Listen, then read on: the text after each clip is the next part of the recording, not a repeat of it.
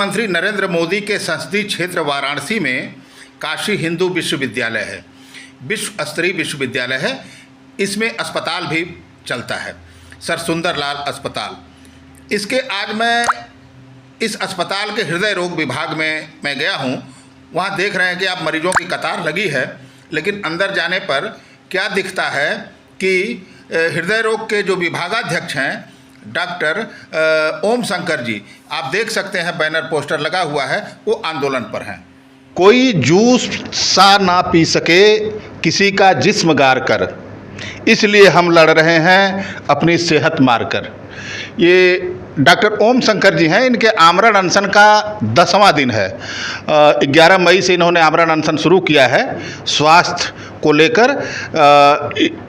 ये हृदय रोग के स्पेशलिस्ट हैं। चिकित्सा विभाग संस्थान के निदेशक ने हृदय रोग विभाग को सुपर स्पेशलिस्ट भवन में संपूर्ण चौथा और 5वां तल का आधा हिस्सा आवंटित किया था, लेकिन चिकित्सा अधीक्षक डॉक्टर के गुप्ता ने अभी तक हृदय रोग विभाग को या मरीजों के लिए उस एरिया को मुहैया नहीं कराया। इसी के लिए डॉक्टर ओम शंकर जी 11 तारीख से आमरण अनशन पर हैं। और आश्चर्य की बात है कि आमरण अनशन पर रहते हुए भी ये मरीजों की सेवा कर रहे हैं, मरीज देख रहे हैं, ओपीडी देख रहे हैं। मैं डॉक्टर साहब से बात करना चाहूँगा कि आखिर क्या कारण है कि उनको इस स्तर तक उतरना पड़ा। डॉक्टर साहब, आप आमरण अनशन पर आपको क्यों बैठना पड़ा? आमरण अनशन पर बैठने की 3 वजह हैं। एक जो है वो इस देश की पूरी जनता से संबंधित है, दूसरी जो है बनारस हिंदू यूनिवर्सिटी से संबंधित है, और तीसरी जो है वो इंस्टीट्यूट ऑफ मेडिकल साइंस यानी चिकित्सा विज्ञान संस्थान से संबंधित है। तो सबसे पहले पूरे देश से संबंधित क्या है, मैं ये मसला आपको बताता हूँ। इस देश में पिछले 1.5 दशकों से हम लोगों ने लगातार कुछ लड़ाइयाँ लड़ी है, और वो आम जनता के लिए, वो इस देश के सभी नागरिकों के लिए है। वो है स्वास्थ्य और शिक्षा के मौलिक अधिकार। स्वास्थ्य और शिक्षा के मौलिक अधिकार की लड़ाई क्यों ज़रूरी है, इस चीज़ को समझना बहुत ज़रूरी है। हम लोग इसके महत्व को नहीं समझते हैं। एक बहुत पुरानी कहावत है कि स्वस्थ शरीर में ही स्वस्थ मन का निवास होता है। इसका मतलब है ये राइट टू हेल्थ और राइट टू एजुकेशन को एक साथ एक लाइन में डिफाइन करता है। और स्वस्थ शरीर और स्वस्थ मन यानी स्वस्थ राइट टू एजुकेशन उसकी भावना को आगे ले आती है। अब ये ज़रूरी क्यों है, ये समझना बहुत ज़रूरी है। पूरी दुनिया में विकास के 2 मॉडल हैं। एक मॉडल है जहाँ कि कुछ लोग विकसित होते हैं और बाकी लोगों का उस व्यवस्था में शोषण होता है, वो कमज़ोर, लाचार, बीमार होता है, जिसको आप इकोनॉमिक गैप क्रिएशन करते हैं कि दोनों गरीब और अमीरों के बीच की खाई बढ़ती और बढ़ती जाती है। एक इस तरह का विकास मॉडल है जिसको क्रोनी कैपिटलिस्टिक मॉडल कहते हैं। ये क्रोनी कैपिटलिस्टिक का मतलब होता है भ्रष्टाचारी पूंजीवाद। भ्रष्टाचारी और पूंजीवाद, इसमें 2 चीज़ें हैं। जो पूंजीवाद है ये वास्तविक पूंजीवाद नहीं है, इसमें भ्रष्टाचार है, इसमें अनियमितताएं हैं। और ये कैसे चलता है, ये नेता और पूंजीपतियों के अधिकारियों के साठगांठ से चलता है। इसमें नेता अधिकारी पूंजीपतियों को फ़ायदा करते हैं, यानी पॉलिसी मेकर्स एंड पॉलिटिशियंस जो है वो पूंजीपतियों के लिए काम करता है, और पूंजीपति जो है वो चुनाव लड़ने के लिए नेताओं को पैसा देते हैं और उनके व्यक्तिगत फ़ायदे के लिए। इससे कुछ पूंजीपति, और चूँकि साठगांठ जितने लोगों के साथ होगा विकास उन्हीं का होगा। इसलिए विकास होगा कि विकास के लिए आपके अर्थव्यवस्था के पॉलिसी मेकिंग में धन का आवंटन सबसे बहुत बड़ा मुद्दा है कि बजट एक्चुअली जो है, तो बजट को आप किस तरह से आप एलोकेट करते हैं, उस तरह से ये डिसाइड होता है कि विकास किसका होगा, कब तक होगा, कैसा होगा। अगर बजट एलोकेशन में हम अपने 100 रुपये के बजट में अगर 50 रुपये तोप और बंदूकें और तीर तलवार खरीदने में लगाएंगे तो उसी तरह के चीज़ों का विकास होगा। अगर हम उसके लिए कहीं पर किसी खास कंपनी को फ़ायदा पहुंचाने के लिए उसके रेल रोड या कुछ ऐसी चीज़ें बनाएंगे तो उसको उस तरह का फ़ायदा होगा, या संयंत्र उनको देंगे तो उससे उसका फ़ायदा होगा। जैसे डिसइन्वेस्टमेंट या जिसको बेचना कहते हैं कि अपने बाप दादे की संपत्ति को बेचना, यानी देश को बेचकर पूंजीपतियों के हाथ में देना। तो इससे जिनके हाथ देंगे जो वेल्थ जो आपका सोर्स होता है, जो जिसमें पावर सोर्स जो है किसके हाथ में होगा, और मींस ऑफ प्रोडक्शन संसाधनों पर किसका कब्जा होगा, उसी से तय होता है। जिसमें कि वर्टिकल ग्रोथ जिसको कहते हैं, ट्रिकल डाउन थ्योरी के आधारित है। ये सबसे ऊपर बैठा हुआ व्यक्ति कहता है कि हम जब विकसित होंगे तब हमारे नीचे का लोग विकसित होंगे। उसी तरह दूसरे तरह का विकास मॉडल है जिसमें कुछ लोग नहीं बल्कि सभी लोगों का विकास होता है। इसको आप इंक्लूसिव डेवलपमेंट या होलिस्टिक डेवलपमेंट कह सकते हैं। मतलब समग्र विकास, सभी लोगों का विकास। और सभी लोगों का विकास मतलब हर लोगों को आपको मजबूत करना होगा। कुछ लोगों को मजबूत नहीं, हर लोगों को मजबूत करना होगा। तो मजबूत करने के सिर्फ एक ही उपाय है। कोई भी चीज़ मजबूत करना है तो पूरा अर्थव्यवस्था जो है वो धन से चलता है। तो बजट में आपको जो धन का आवंटन है उसका रीएलोकेशन करना होगा, जो उस पॉलिसी में बदलाव करना होगा। तो आज अगर आप देखेंगे तो शिक्षा और स्वास्थ्य पर 1-2% से ज़्यादा सरकार खर्च नहीं करती है। और अगर पिछले 10 साल में देखें तो अनुपातिक तौर पर अगर आप देखेंगे तो बजट बढ़ता गया और शिक्षा और स्वास्थ्य के बजट बढ़ने के बजाय, रुकने के बजाय घटता गया।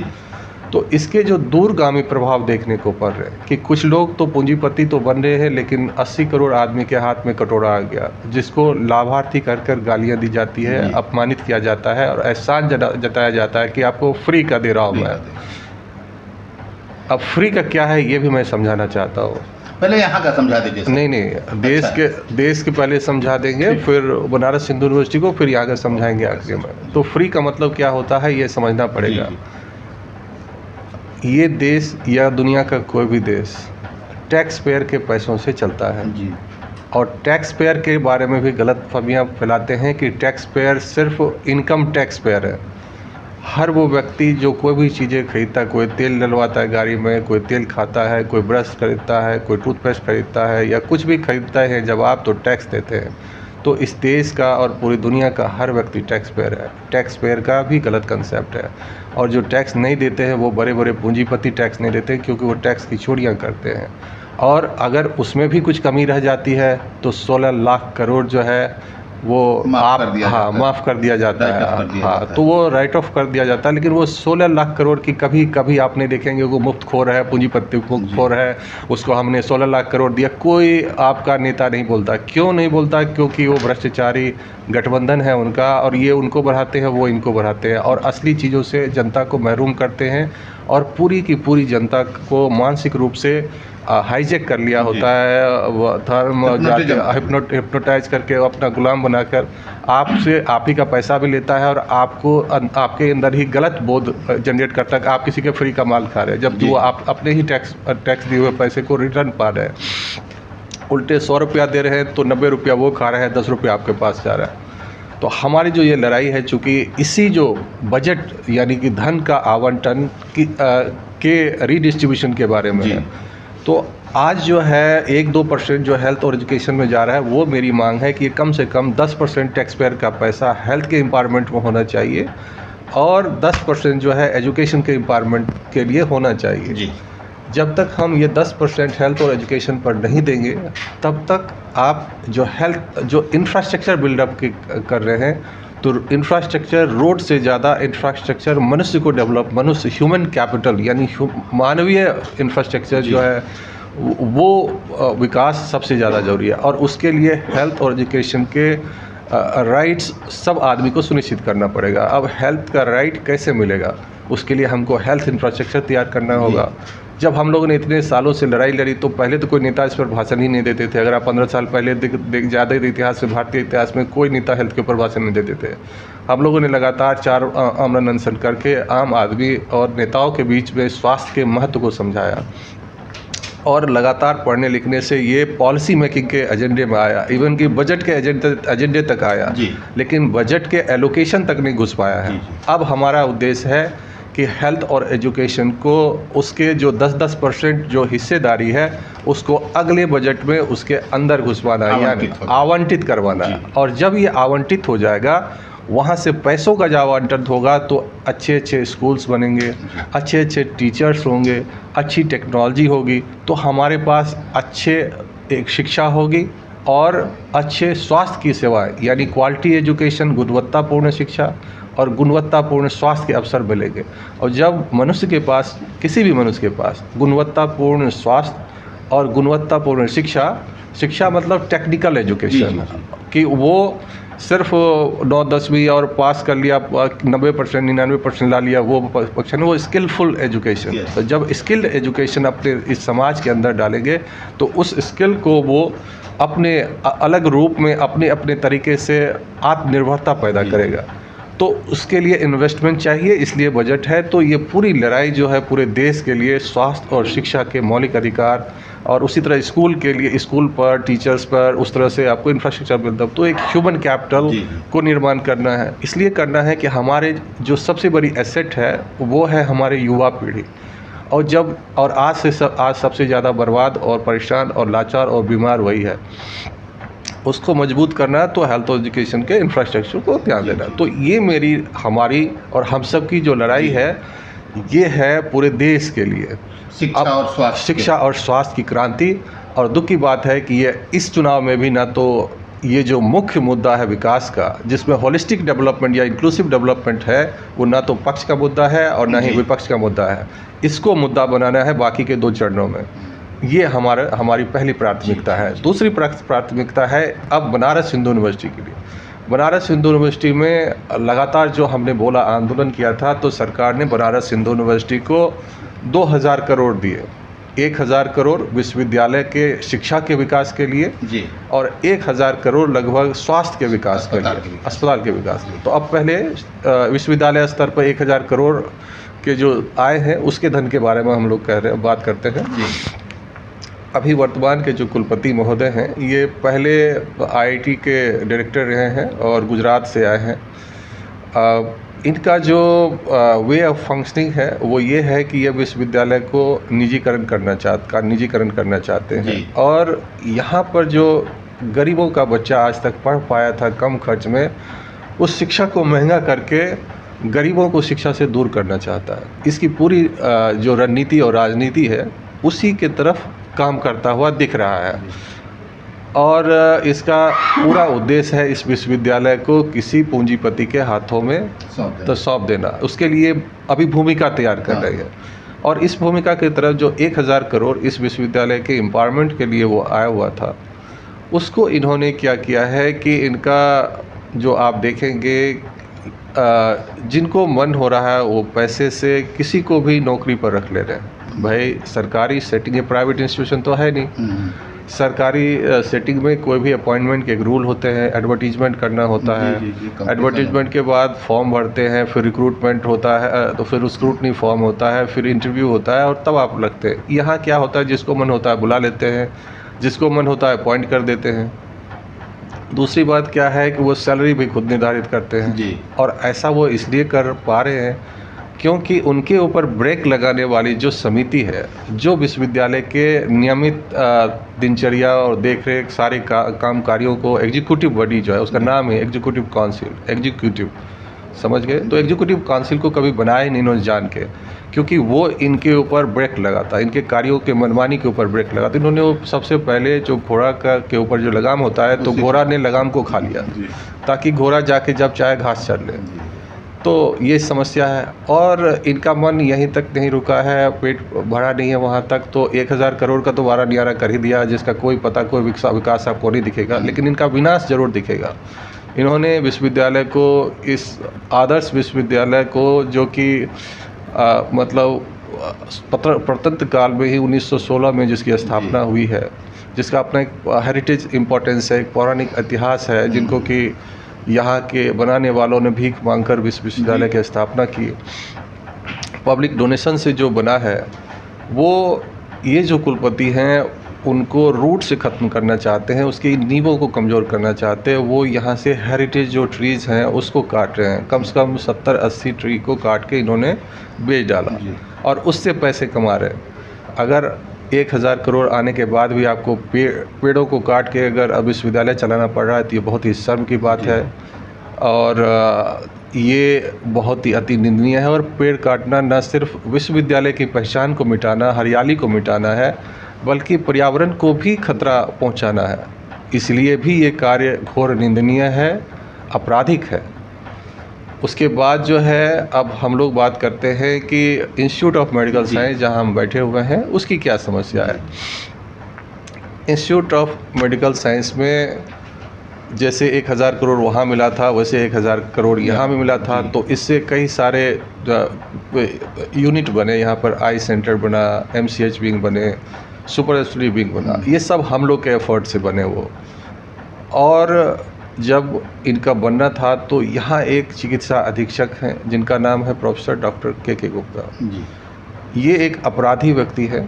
इनको ब्लड बैंक के खून चोरी के इल्ज़ाम में 2016 में इनको पद से हटाया गया था और इनके विरुद्ध जांच में पाया गया था कि ये ब्लड बैंक के इंचार्ज बनने के लायक ही नहीं थे। इन्होंने जबरन ब्लड बैंक के ऊपर कब्जा करके रखा था, अवैध कब्जा, जैसे कि कोई गुंडा और माफिया किसी ज़मीन को, किसी बालू के खदान को, किसी घर को कैप्चर कर लेते, तो वैसे इन्होंने विभाग को कैप्चर कर लिया था, दूसरे विभाग जो इसके अधीन है। ये मेडिसिन के प्रोफेसर हैं और ब्लड बैंक के इंचार्ज पैथोलॉजी प्रोफेसर होने चाहिए, और ये अपने आप को ज़बरदस्ती खुद से कैप्चर कर लिया था कि मैं ही उसका मालिक हूँ, मैं ही उसका सर्वेसर्वा हूँ। तो ये मैटर मैंने उठाया जब ब्लड चोरी का, तो सामने आया ये सारी बातें जी। और ये भी ये सामने आया कि बिना लाइसेंस के BHU में ये ब्लड बैंक चला रहे थे। अच्छा। हाँ, और जो 653 यूनिट IT के बच्चों ने ब्लड डोनेट किए थे उनको इन्होंने बेच दिया था, जिसका कोई अता पता इनके रजिस्टर में नहीं पता चला। इनसे अपॉइंटमेंट लेटर मांगा गया उसका, तो उनके पास अपॉइंटमेंट लेटर नहीं था। और लाइसेंस के लिए इन्होंने पैथोलॉजी विभाग के प्रोफेसर साहब का नाम दुरुपयोग किया था बिना उनकी अनुमति के, यानी 420 फ्रॉडगिरी। इन सब आरोपों के बाद इनको पहले तो चिकित्सा अधीक्षक भी थे जो, और ब्लड बैंक के इंचार्ज भी, दोनों एक साथ हो नहीं सकते थे, वो भी गलत था। तो पहले हमने जब मसला उठाया तो चिकित्सा अधीक्षक के पद पर 2016 में हटाए, फिर ब्लड बैंक की जाँच के बाद उन पद से हटा दिए। उसके बाद होना ये था कि इनको नौकरी से हटाया जाना था जी, क्योंकि पद से हटाना तो कोई पनिशमेंट नहीं है। सज़ा तो ये होगा कि जब इनको उनके अपराधों की सज़ा मिलेगी। लेकिन ये इन्होंने अपने गिरगिट की तरह रंग बदलने वाले या जो भी आदान प्रदान के साथ इन्होंने अपने आप को बचा लिया। पता नहीं कौन कौन इसको संरक्षक थे, हैं और आगे भी रहेंगे, मुझे नहीं मालूम। उन संरक्षकों का पैर पकड़ के ये अपने आप को बचा लिए। उसके बाद जो मसला है कि कुछ महीने तो शांत रहे, फिर ये किसी तरह इमरजेंसी के इंचार्ज बन गए। होना पनिशमेंट चाहिए था, बन गए इंचार्ज। वहाँ गए, फिर अपना लूटपाट चालू कर दिए। और एक जो वहाँ के नर्सिंग स्टाफ थे, वहाँ उनको थप्पड़ मार दिया एक दिन। है ये बदतमीज और पागल किस्म का आदमी। फिर बवाल हो गए, फिर इनको जेल जाना चाहिए था, पद से हटाना चाहिए था। इनके भाई अपराधी हुआ ना, मारना पीटना तो अपराध है, वो एक क्रिमिनल हो गया। लेकिन फिर ये इसके बाद भी प्रमोशन पाए।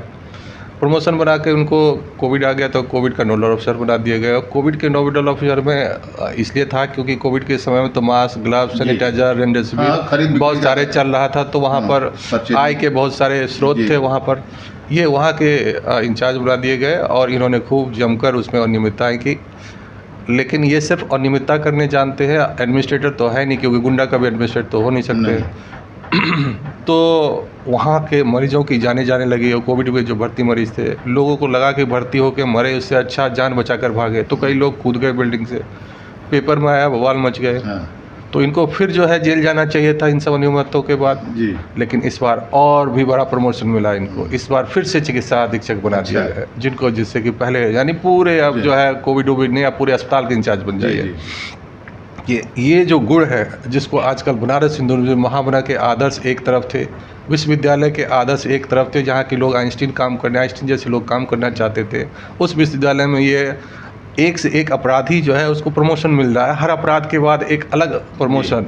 मुझे लगता है कि अब इतने बड़े अपराध के शायद इस बार वाइस चांसलर बनेंगे वो ऐसा। हाँ, तो मैंने कहा कि हर अपराध के बाद इनको जो है प्रमोशन मिला। ब्लड मतलब इमरजेंसी में थप्पड़ मारा, वित्तीय अनियमितता की तो प्रमोशन पर के नोडल इंचार्ज बने कोविड का, क्योंकि वहाँ अनअकाउंटेड मनी आ रहे थे, वहाँ पे फिर इन्होंने अनियमितता की, मरीज कूदने लगे तो इनको और बड़ी जिम्मेदारी दी गई, मेडिकल सुपरिटेंडेंट बने और अब तो पूरा नरक में अब तो बन गए और 3 साल से ज़्यादा समय पर है यहाँ पर। 3 साल से ज़्यादा जो ये तत्कालिक नियुक्ति थी, यानी कि 10 दिन 20 दिन 50 महीने 50 दिन क्या 20 दिन के लिए अगली व्यवस्था तक। यहाँ विश्वविद्यालय में सबसे ज़्यादा कार्यकाल 3 सालों का होता है, यानी कि कुलपति जो है वो 3 साल के लिए होते हैं मैक्सिमम ड्यूरेशन के लिए।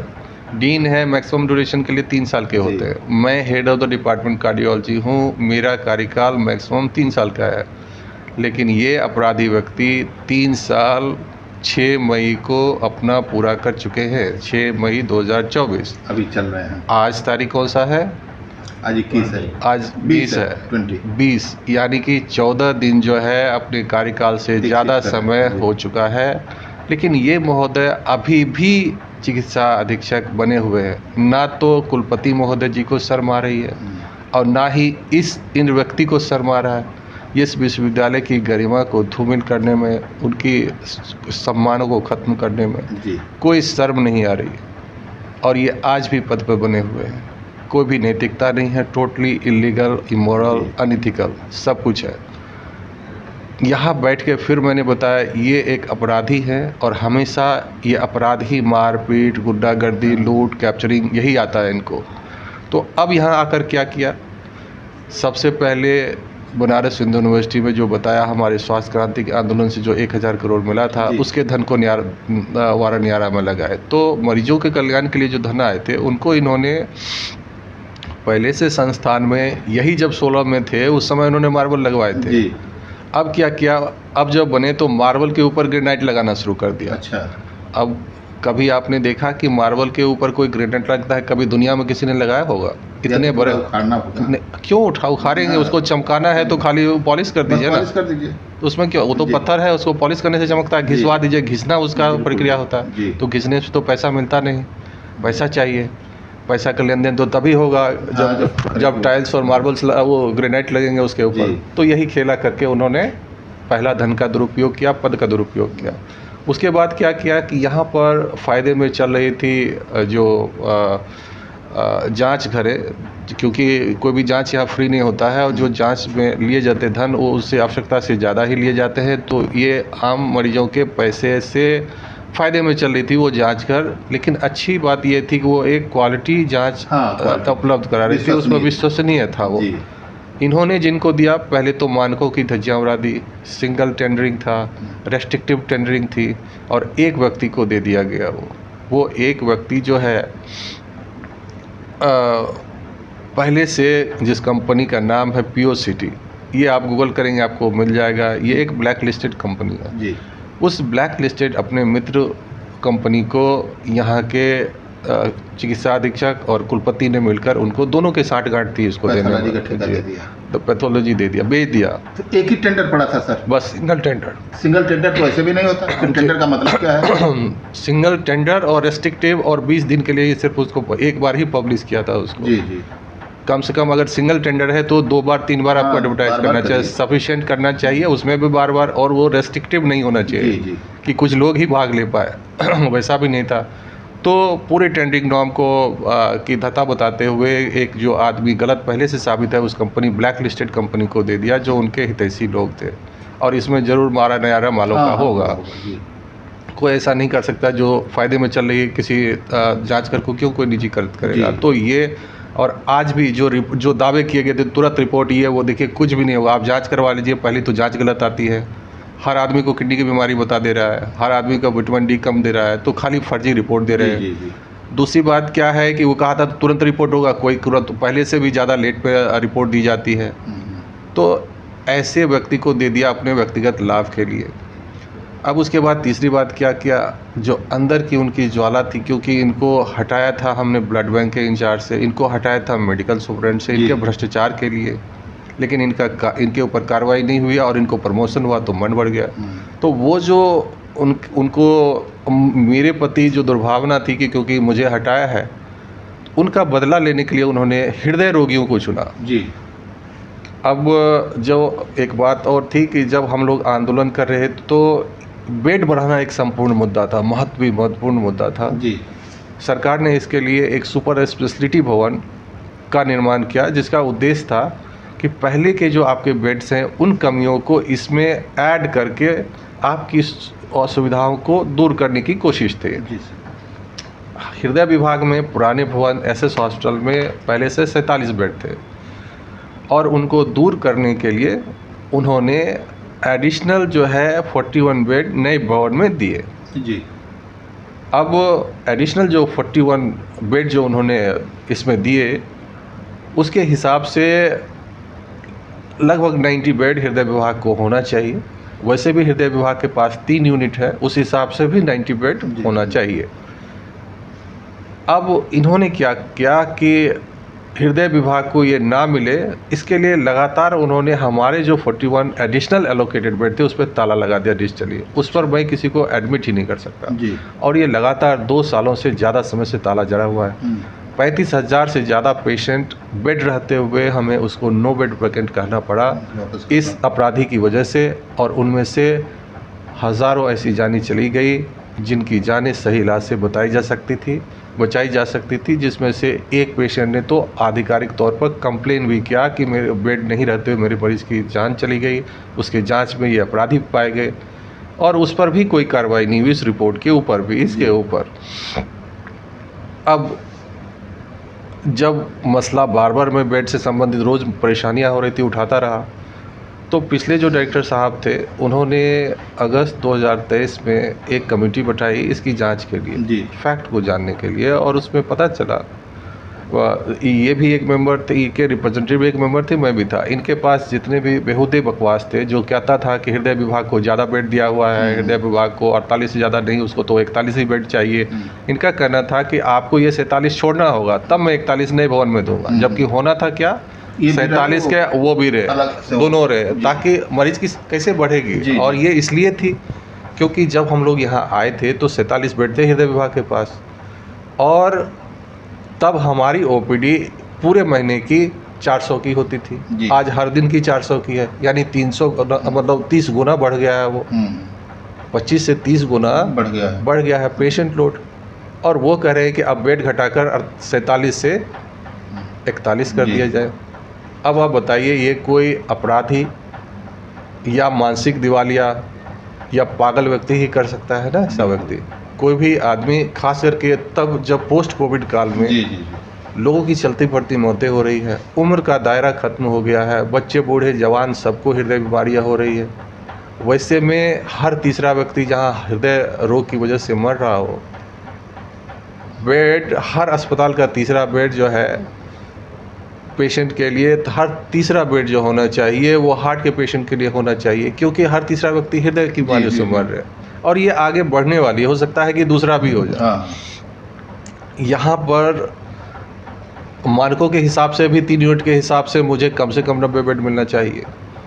हर तीसरा व्यक्ति मर रहा है तो इसका मतलब अस्पताल से तीसरा बेड अगर आप कह दें तो 800 से ज़्यादा बेड मिलने चाहिए।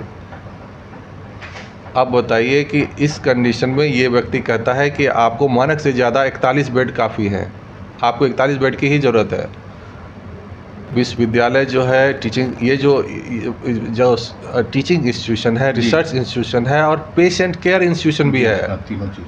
तो टीचिंग रिसर्च तो ठीक है, उसके लिए एकेडमिक के लिए मिनिमम एनएमसी गाइडलाइंस को फॉलो करना होता है, लेकिन एनएमसी गाइडलाइंस तो मिनिमम क्राइटेरिया होता है, उसके बाद है पेशेंट केयर। तो उसके सबके मिनिमम के जब बाद जो अगर बेड मिले वो जिनको ज़्यादा आवश्यकता है उनको मिलना चाहिए। अब उसके फुलफ़िल करने के लिए सबसे कम बेड मुझे 90 चाहिए और 2500 के अस्पताल में कम से कम 1200-1300 ऐसे बेड हैं जो उसके अबव हैं। तो उन 1200-1300 में 600 बेड कम से कम और हमें मिलना चाहिए, क्योंकि सबसे ज़्यादा मौतें यही हो रही है। होती हैं जी। लेकिन वो कह रहे हैं कि आपको हम 47 भी बेड ज़्यादा है, अब 41 चाहिए। ऐसे मानसिक पागल जो कि अपने समय को भी तत्कालिक से अपने समय की पूर्ति की हो, जिनके ऊपर भ्रष्टाचार कमेटी ने साबित कर दिया हो, वो अपराधी अगर आज चिकित्सा अधीक्षक बनकर बैठा है, उसका संरक्षक कुलपति अगर उनको बना के बैठा है, तो इससे ज़्यादा घोर चिंता और दुख की बात क्या हो सकती है। इसीलिए हम लोगों ने अब शुरू किया है, ना सिर्फ इस अस्पताल में, लेकिन ये समस्या हर अस्पताल में, पूरे देश के अस्पतालों में है।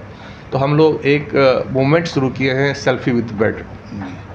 हर इसमें करना क्या है कि जितने भी देश के नागरिक हैं, हर व्यक्ति को बेड के साथ एक फ़ोटो सेल्फी लेना है, अपने सोशल मीडिया प्लेटफॉर्म पर डालना है। वो ये बताएगा कि हमारे यहाँ जो अस्पताल है उसमें बेड की संख्या बहुत कम है, हेल्थ इंफ्रास्ट्रक्चर बहुत कमज़ोर है, और उसको मजबूत करने के लिए पूरे देश के अंदर सरकार को राइट टू हेल्थ को इम्प्लीमेंट करने के लिए अपने बजट को अगली बजट में 10% करना है, जिससे कि बेड बढ़ाएं, जिससे कि आप इंफ्रास्ट्रक्चर तैयार करें, टेक्नोलॉजी लाएं और डॉक्टर्स लाएं, उसका इलाज करें। इस पर काम करें। ये पूरा मूवमेंट जो है देश के लिए, विश्वविद्यालय के लिए, जिसके कि पूरा ख़त्म करना चाहते हैं, इसलिए कुलपति महोदय को तुरंत प्रभाव से हटाना चाहिए, चिकित्सा अधीक्षक को तुरंत प्रभाव से हटाया जाना चाहिए। हमारे जो बनारस के सांसद महोदय हैं, वो अभिभावक हैं यहाँ के, उनके अधीन ही हो रहा है। वो अपने ज़ीरो टॉलरेंस की भ्रष्टाचार की नीति को हमेशा कहते हैं, लेकिन उनके ही संसदीय क्षेत्र में ये दीपक तले अंधेरा है और इन लोगों के विरुद्ध कोई कार्रवाई नहीं हो रही है। सांसद महोदय जी अभी चुनाव में भी आएंगे, तो अगर आप वोट मांगते हैं तो जिम्मेदारी भी आपकी होगी, और इससे मैंने अवगत कराया है पत्र लिख के, फिर एक बार आज भी पत्र लिखूँगा और उनको बताऊंगा कि ये आपकी जिम्मेदारी भी है। वोट अगर देकर हम आपको समर्थन देते हैं, आप प्रधानमंत्री की पद पर पहुंचते हैं, तो ये आपकी जिम्मेदारी भी है कि आप यहाँ की जनता को भी जीने का अधिकार दें। ये जो हेरिटेज इंस्टीट्यूट है, जिसको भीख मांगकर बनाया गया, उसके गरिमा को, सम्मान को कायम करें और इसको निजीकरण से बचाएं। यहाँ जो अपराधी चिकित्सा अधीक्षक बने हैं और उनका संरक्षक जो है कुलपति बने हैं, उनके ऊपर कार्रवाई होनी चाहिए। ये हमारी मांगे हैं और जिस पर सरकार को सकारात्मक ढंग से पहल करना चाहिए, वरना इस जो चुनाव में यहाँ की आम जनता जो है उनको निर्णय लेना होगा कि हमारे लिए कौन सा उम्मीदवार ज़्यादा उपयुक्त है। साथियों, ये थे डॉक्टर ओम शंकर जी। पिछले 11 मई से आमरण अनशन पर हैं। उम्मीद करते हैं कि आप लोग स्वास्थ्य और शिक्षा के लिए इनके आंदोलन को संबल देंगे, चाहे जहां हैं, जिस रूप में हैं। इनकी तरफ से मैं भी अपील कर रहा हूं कि जब हमारा स्वास्थ्य ठीक रहेगा, हमारी शिक्षा ठीक रहेगी, तो हम भी ठीक रहेंगे, हमारा परिवार ठीक रहेगा और देश ठीक रहेगा। आज बस इतना ही। मिलेंगे अगली कड़ी में किसी अन्य चर्चा के साथ। तब तक के लिए प्रणाम।